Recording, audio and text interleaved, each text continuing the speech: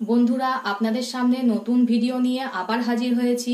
আজকের রেসিপি হলো ক্যাপসিকামের পকোড়া। ক্যাপসিকামের পকোড়া বানাতে নিয়েছি ধনেপাতা, ক্যাপসিকাম, রসুন, আদা, একটা কাঁচা লঙ্কা। এবার এগুলো সব কেটে নেব। দেখুন আমার কাটা রেডি। এবার চটজলদি বানিয়ে ফেলি ক্যাপসিকামের পকোড়া। এই বেসন নিয়ে নিয়েছি। এবার বেসনটাকে আমি জল দিয়ে অল্প অল্প করে গুলে নেব। এটাকে 100 গ্রাম বেসন নিয়েছি।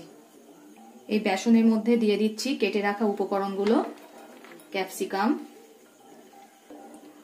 রসুন বাটা, আদা বাটা, ধনেপাতা কুচুনো, কাঁচা লঙ্কা কুচুনো। লঙ্কাটা আপনারা আপনাদের স্বাদ মতো নিতে পারেন। এবার জল দিয়ে ভালো করে এটাকে মেখে নেব। এতে দিয়ে দেবো একটু নুন, আপনারা আপনাদের পরিমাণ মতো নুন দেবেন। একটু কালো জিরে,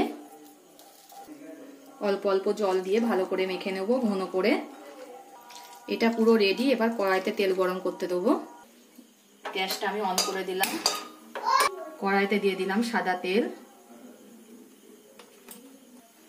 তেলটা আমার গরম হয়ে গিয়েছে। এর মধ্যে ক্যাপসিকাম গুলো দিয়ে দেবো, ক্যাপসিকাম মাখাগুলো দিয়ে দেবো।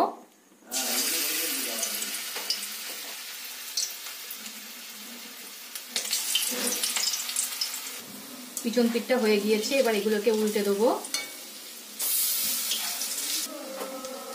এটা আমার হয়ে গিয়েছে। এবার তুলে নিচ্ছি।